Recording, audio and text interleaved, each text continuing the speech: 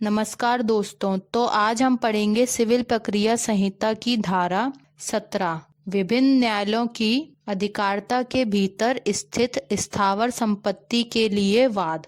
Suits for immovable property situate with in jurisdiction of different courts. पहले हम धारा 17 को बेयर एक्ट में पढ़ेंगे, उसके बाद इसे आसान तरीके से समझेंगे। बेयर एक्ट में लिखा है कि जहां वाद विभिन्न न्यायालयों की अधिकारिता के भीतर स्थित स्थावर संपत्ति के संबंध में अनुतोष की या ऐसी संपत्ति के प्रति किए गए दोष के लिए प्रतिकर की अभिप्राप्ति के लिए है, वहां वह वाद किसी भी ऐसे न्यायालय में संस्थित किया जा सकेगा जिसकी अधिकारिता की स्थानीय सीमाओं के भीतर संपत्ति का कोई भाग स्थित है। तो इसका मतलब हुआ कि जहां वाद विभिन्न न्यायालयों की अधिकारिता के भीतर स्थित स्थावर संपत्ति के संबंध में है, मतलब कोई केस है जो विभिन्न न्यायालयों की अधिकारिता के भीतर स्थित स्थावर संपत्ति से संबंधित है। इसका मतलब यह हुआ कि जिस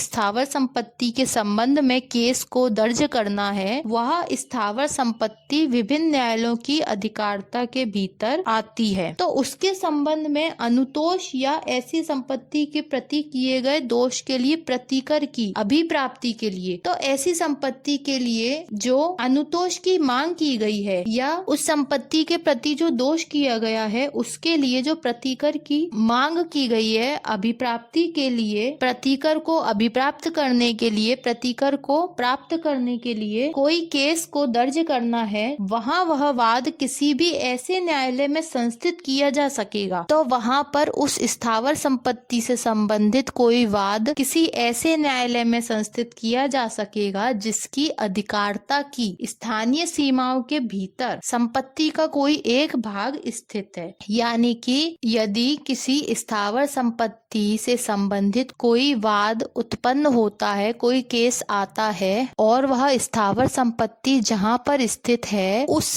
स्थान पर विभिन्न न्यायालयों की अधिकारिता लगती है, यानी कि विभिन्न न्यायालयों में उस केस को दर्ज किया जा सकता है। ऐसी स्थिति में सवाल यह उठता है कि किस न्यायालय में उस स्थावर संपत्ति के अनुतोष के लिए या उसके प्रति किए गए दोष के लिए प्रतिकर की प्राप्ति के लिए वाद कहाँ पर दाखिल किया जाए। तो ऐसा कोई वाद किसी भी ऐसे न्यायालय में दाखिल किया जा सकेगा जहाँ पर उस स्थावर संपत्ति का कोई भाग स्थित है। इसके बाद आता है इसका परंतु यह तब जबकि पूरा दावा उस वाद की विषय वस्तु के मूल की दृष्टि से ऐसे न्यायालय द्वारा संज्ञेय है। परंतु यह तभी किया जा सकता है जब वह पूरा दावा, पूरा केस उस वाद की जो विषय वस्तु है, जो स्थावर संपत्ति है, उसके मूल की दृष्टि से, यानी कि उस स्थावर संपत्ति का जो वैल्यू है, उसकी जो मूल्य है, उसकी दृष्टि से ऐसे न्यायालय द्वारा संज्ञेय है, यानी कि ऐसे न्यायालय के द्वारा वह सुना जाना चाहिए। तभी वह स्थावर संपत्ति से संबंधित उसके प्रति किए गए दोष के लिए प्रतिकर की प्राप्ति से संबंधित वाद उस न्यायालय में दाखिल किया जा सकेगा। तो धारा 17 को लागू होने के लिए दो शर्तें आवश्यक हैं। पहला तो उस स्थावर संपत्ति का कोई भाग उस न्यायालय की अधिकारिता के भीतर स्थित होना चाहिए, और दूसरा उस न्यायालय को उस स्थावर संपत्ति से संबंधित वाद को सुनने की अधिकारिता होना चाहिए। अब हम इसे संक्षिप्त में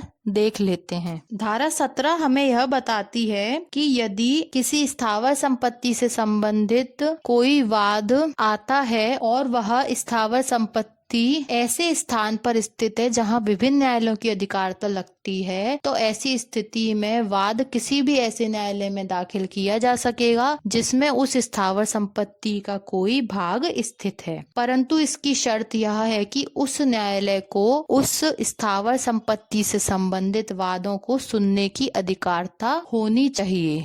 तो यह थी धारा 17। अब मिलते हैं अगले लेक्चर में। धन्यवाद।